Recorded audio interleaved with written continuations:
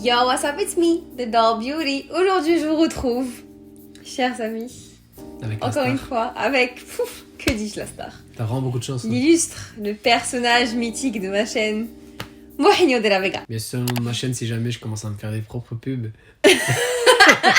Alors, pour ceux qui sont nouveaux ici, qui ne nous connaissent pas, on est mariés. The Ring. Le 1er janvier, ça fera 6 mois. On avait eu l'idée de vous faire une sorte de bilan des 6 premiers mois de notre mariage, sachant qu'on n'a jamais vécu ensemble avant, on n'a jamais vraiment passé plus de 24 heures ensemble dans un espace clos J'ai un avant. truc chelou là, ouais, on n'a jamais connu l'amour. Il y a une différence entre habiter avec quelqu'un et sortir avec quelqu'un. Ouais. Enfin bref. Et du coup, nous sommes là pour vous faire un petit peu le bilan et vous donner nos petits conseils. Et si vous voulez discuter avec nous dans les commentaires, vous êtes les bienvenus. T'es prêt? Let's go on. Let's go!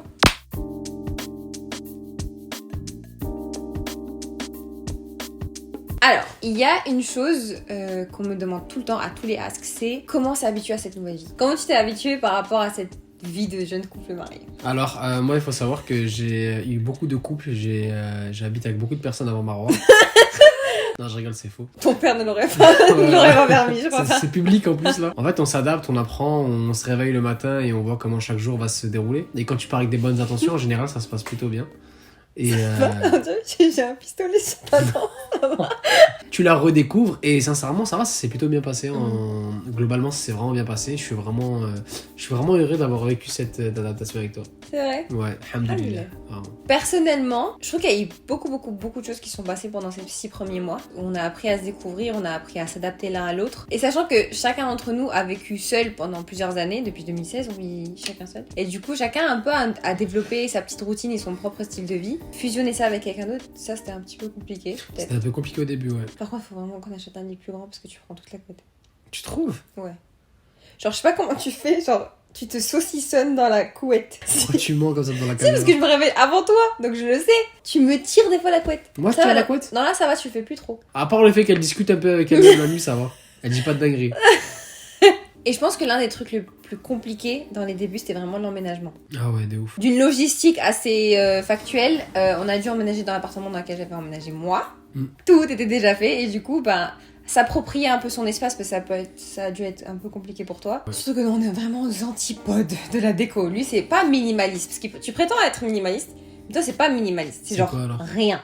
Ce que j'aime dans une déco, c'est qu'il y ait une cohérence. Et que l'ensemble fasse que ça fasse beau, mais pas que surchargé, genre marcher, se prendre une table, ça, si.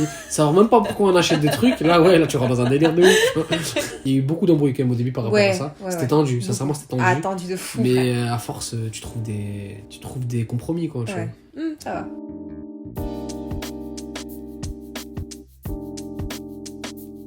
Alors, l'organisation, en général, elle se fait par rapport au mode de vie de chacun.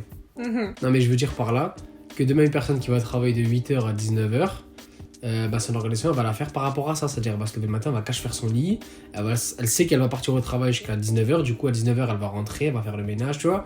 Elle va s'adapter à ça. Nous, c'est un peu spécial. Déjà, au début, on avait un rythme de vie qui était différent, elle et moi. Et après, au niveau des tâches ménagères, c'était... Chacun avait son avis, en fait, surtout. Il faut savoir que tous les deux, on travaille majoritairement de la maison. Ça nous arrive souvent d'avoir des rendez-vous à l'extérieur, de nous déplacer à l'extérieur. Moi, des fois, je vais à l'agence. On s'adapte, mais tout le temps, on est à la maison. Tu sais, quand tu travailles à ton compte, tu fais un peu comme tu veux de toute ta journée. C'est à toi de la planifier. Et le problème, c'est que nous, on n'était pas vraiment très organisés au début. Après, moi, j'avais genre un truc sur lequel j'étais très chiante, et je le suis encore. C'est très important pour moi, et ça, c'est comme ça que j'ai été éduquée. Que peu importe ce qu'on fait, que ce soit des études, que ce soit le travail, si on est à la maison et qu'on est ensemble, on mange ensemble. Qu'on soit pas, que chacun mange dans sa pièce ou chacun mange à son rythme, ça j'arrive pas. Et moi je trouve que c'est ça qui établit un peu un rythme sain dans un couple ou dans une famille ou peu importe. Et c'est vrai que par rapport à nos emplois du temps, à ce qu'on avait à faire, c'est pas tout le temps la priorité quoi. C'est ça. Mais maintenant on arrive à stabiliser Là, la ça va, sincèrement, là, ça va beaucoup mieux. Ouais. Tous les couples, ils ont un moment où genre ils se posent et ils discutent et ils se disent bon, ça j'aime pas, ça j'aime bien. Tu peux pas t'effacer pour quelqu'un et tu peux pas attendre que quelqu'un s'efface pour toi. Voilà, c'est ça. Faut vraiment que ça fasse un juste milieu. Et au début, je pense que c'était un peu dans la conscience humaine, d'être à l'encontre de ce qu'on veut t'imposer. Et du coup, c'est là où il y a ça clash de fou. Ça clash de fou, ouais. Juste pour les courses, faut vraiment qu'on se détermine un jour précis auquel aller faire les courses. Après, les courses, c'est compliqué parce que moi, j'ai pas de voiture. Ah non, mais il faut qu'on la raconte, le truc avec le scooter. Imaginez-vous que, du coup, nous, on n'a pas de voiture. Non, pas encore. Parce que Paris, ceux qui habitent sur Paris, je pense qu'ils comprennent que ça sert à rien la voiture. Avec Marwan, on bouge souvent en scooter et pour faire les courses, ben c'est pas l'idéal un scooter. Mais on le fait quand même parce qu'on est des forceurs. On aime les challenges. Et du coup, ce qui s'était passé, c'est qu'on allait faire les courses au Leclerc comme si on avait un van. On est allé, on a pris des famille packs, famille nombreuse, 2 caddies limite. On avait limite chacun un caddie, des familles américaines. Et du coup, on les a entassés. Moi, j'ai mes pieds, clairement, ils étaient en l'air comme ça sur le Un guidon. chameau le scooter. C'était n'importe quoi. C'était n'importe quoi. Les gens ils nous auraient demandé, mais vous êtes sérieux, vous avez vraiment roulé avec ça? Ouais. Et tu sais, tu sens, surtout quand t'allais sur les dodanes, tu sentais que c'était long. Ouais, c'était les courses qui faisaient. Ah ouais, non. Ah non, c'était horrible. Mais en vrai, c'est fun. Ou sinon, les courses en ligne. Elle aime bien faire ça de temps en temps. Quand je suis seule et que j'ai beaucoup de packs Voilà, d'eau quand et elle de est pas lait là, et tout à je suis pas là, ouais. Quand soit je suis à l'étranger, soit je suis chez mes parents. Tu le sais. Sorry. J'ai beaucoup voyagé. Le monsieur cette est un globetrotter. année. Ouais, j'ai beaucoup voyagé. C'est un travail d'équipe. C'est un travail de longue haleine, mais alhamdoulilah, on s'en sort bien.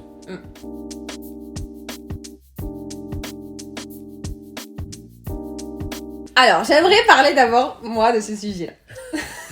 Parce que je pense que toi, tu t'en rends pas compte parce que c'est normal. C'est comme ça que la culture reveut et je pense toutes les cultures où la famille est au centre de l'attention, elles sont comme ça. Quand t'es une fille et que t'arrives dans une belle famille, peu importe qu'elle soit jeune, avant même que tu la connaisses et que tu t'apprennes à la connaître, t'as toujours énormément d'appréhension. Moi j'étais là, oh my god, mais je sais pas bon, comment me comporter en tant que belle fille, j'ai pas de grande sœur. J'avais plein de cousines, mais chacune avait une expérience différente de la chose. Et j'étais là, bon, ben, je vais juste essayer d'être moi-même et je vais essayer d'avoir des gens qui m'aiment dans cette famille. Et j'ai eu beaucoup de chance d'atterrir dans ta famille. Merci. Machallah, vous êtes vraiment une famille qui est soudée et je me suis sentie accueillie quoi. J'ai jamais eu genre un moment où je me dis ah ouais en fait cette famille elle veut pas de moi. Merci beaucoup. Je t'en prie. Mais après aussi, faut pas non plus parce que des humains sont des humains. C'est pas des efforts, il faut que ce soit naturel, mais c'est un travail constant en fait. C'est une relation que tu bâtis avec des gens, enfin t'atterris dans leur famille, eux ils atterrissent dans la tienne. Donc c'est un travail que les deux familles font entre eux pour apprendre à se connaître, pour avancer ensemble et parce que ce qui les lie, c'est l'union de deux personnes. Alhamdoulilah, ça va, ça s'est bien passé, mais t'as toujours cette appréhension parce que tu te poses plein de questions. Tu te dis, mais comment ils fonctionnent, comment ils sont, est-ce qu'ils vont accepter, etc. Après, c'est sûr, moi, alhamdoulilah aussi de mon côté, de la famille Amaro, alhamdoulilah, ça s'est bien passé. Sa mère, elle est très gentille. Sa famille, elle est vraiment très gentille, donc ça va. Tu vois, c'est vraiment bien passé. Je les ai rencontrés assez tardivement, tu vois, j'ai pas pu. Ma vraie famille, pas ma vraie famille.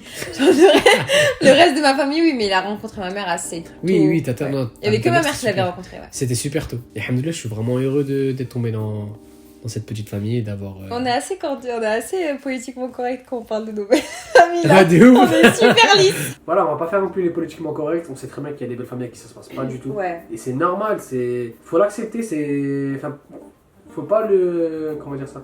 Faut pas que t'arrives en mode c'est bon, ma belle famille, c'est automatiquement ça va être mes ennemis, ils me détestent. Faut pas non plus partir automatiquement, voilà, ma belle famille ça va être les meilleurs du monde, c'est comme ma famille, ça c'est faux aussi. Je pense qu'avec le temps, c'est vraiment là où t'as une relation qui se renforce, tu vois. Ouais, parce que tu peux pas faire comme si oh salut, je t'adore, alors qu'en fait la personne tu la connais pas. Voilà, tu connais son fils ou tu connais son frère, mais la personne tu la connais pas en soi, tu vois. Donc il faut pas non plus être trop, mais pas non plus être pas assez genre renfermé et assez timide. Il faut quand même sortir de ta zone de confort.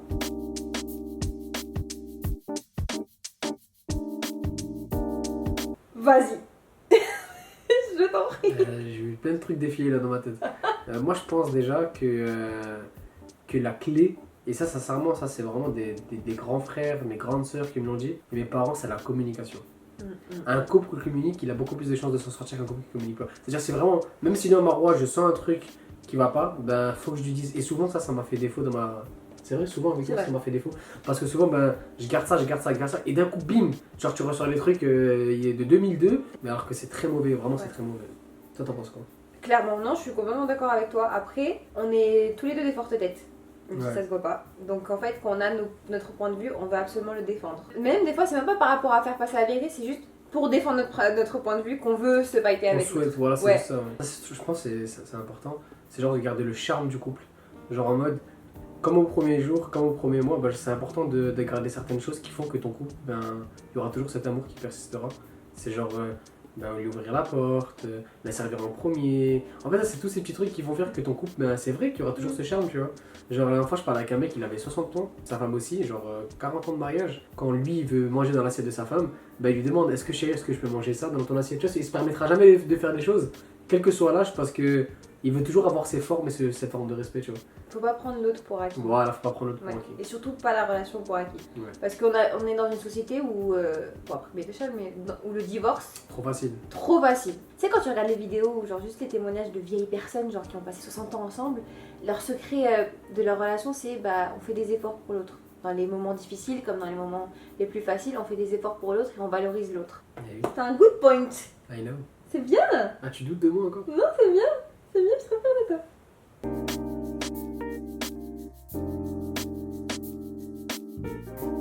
Alors, qu'est-ce que j'ai appris de Marois durant cette période? J'ai appris beaucoup de choses sur Marois, beaucoup plus que ce que j'ai appris quand j'étais juste son copain. Dis-moi donc. Ok, Mais- genre, quelle est la chose principale en bien et en mal que t'as appris dans... Marois est très... Ça se met en a plein, la vérité, t'es une bonne personne. Ça me touche. Du coup, ce que j'ai découvert sur Marois, c'est qu'elle était très honnête. Honnête dans le sens où, genre, t'es entière, genre, t'es dévoué, genre, on va dire, quand tu fais un truc, tu vas à 100%, tu vois. Genre, Marois, si tu lui demandes de l'aide pour un truc, elle va t'aider du premier au dernier jour. Elle va pas t'aider pour faire semblant, on va pas... Et ça, je l'ai découvert avec moi, avec ses amis, je l'ai découvert avec elle-même, genre, quand elle fait un truc. Merci. Je t'en prie. La chose négative de Marois, c'est qu'elle peut être très rapidement à fleur de peau. C'est-à-dire, ben, elle va très vite genre, se renfermer et être... voilà, tu vois, genre en mode... elle va pas vraiment au début, genre... vite Susceptible. s'exprimer. Voilà, c'est ça. Ok, Merci. d'accord, je suis d'accord, mais non. Ça dépend le contexte dans lequel je suis. En ce moment, ouais, je peux carrément te dire, je suis un peu à fleur de peau, parce que je suis fatiguée, parce que je suis très stressée, parce que j'ai beaucoup de trucs à gérer, que peut-être que vous voyez pas, mais il y a beaucoup de trucs qui se passent dans nos vies, et je suis juste fatiguée, genre émotionnellement et physiquement. Donc oui, forcément, quand tu titilles quelqu'un qui est fatigué émotionnellement et physiquement, bah il va péter beaucoup plus facilement. Ok, à mon tour. C'est que t'es prêt facilement à évoluer. Non, Phrase monstre, mais vas-y, ça explique. non, dans le sens Non, mais j'aime où bien ce genre de... c'est... Ça veut dire que c'est recherché, j'aime bien. J'ai l'impression que depuis qu'on est mariés, je vois beaucoup plus ce côté de toi, de ta personnalité, dans lequel genre tu veux vraiment évoluer en tant qu'homme, en tant qu'entrepreneur, en tant que businessman. Là, je vois plus ton enveloppe s'enlever et révéler un homme qui est beaucoup plus déterminé et ambitieux. Très gentil, ça me touche. Tu Vraiment. vois? Ah, bête de compliment. Merci. C'est Ok, très quelque gentil. chose de très mauvais. Bon, après ça, on en a parlé. Après, est-ce que tu me dis si tu veux? Non, tu Ok. peux y aller, frère, on est là pour ça. Parfois. Parfois, j'ai plus l'impression d'être ta mère que ton épouse. Phrase monstre. Ah ouais. Ah, c'est l'âge du lourd là sur YouTube. Hein. Il se Dans bouge.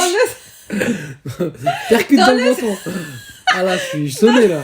Vas-y, quoi, développe. dans le sens où... Dans le sens où, genre, des fois, je dois un petit peu plus te rappeler à l'ordre ou... genre, sur des petits trucs, en mode... Tu peux être un peu tête en l'air, parfois. Ah, oui. Donc, c'est là où je dois tout le temps intervenir. En mode, ah, oublie pas ci, oublie pas ça, il faut pas que tu fasses ci, il faut pas que tu Je fasses vois ça. ce que tu veux dire.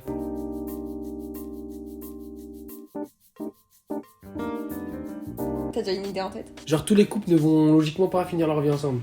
Ça, c'est une triste stat. de penser ça. Non, mais genre en mode. C'est logique, tu vois.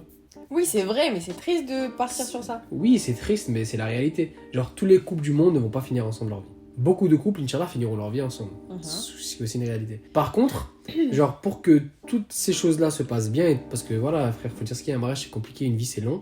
Faut- Oui, c'est long. En général, Inch'Allah, tu Oui, vois. non, c'est vrai. Il faut communiquer, c'est trop important. Parce que si tu communiques pas, que ce soit par rapport à tes envies, tes désirs, c'est important de communiquer en fait pour savoir vraiment où vous en êtes et ce que vous voulez.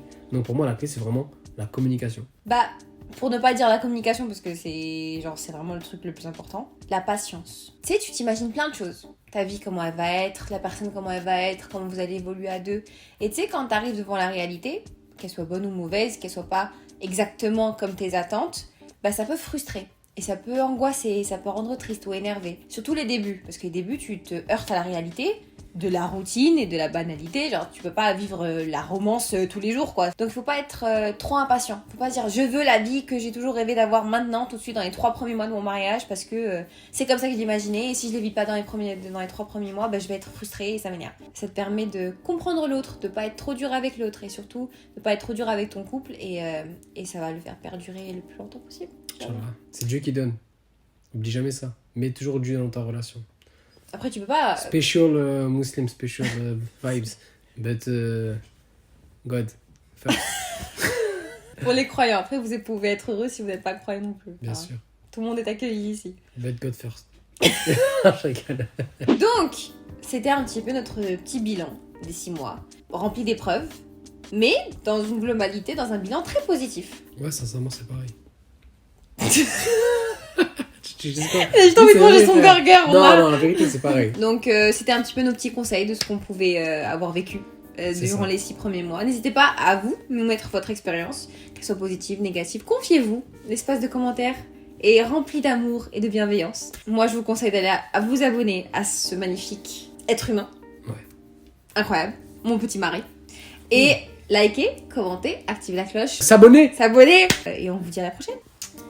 Bye. Merci encore.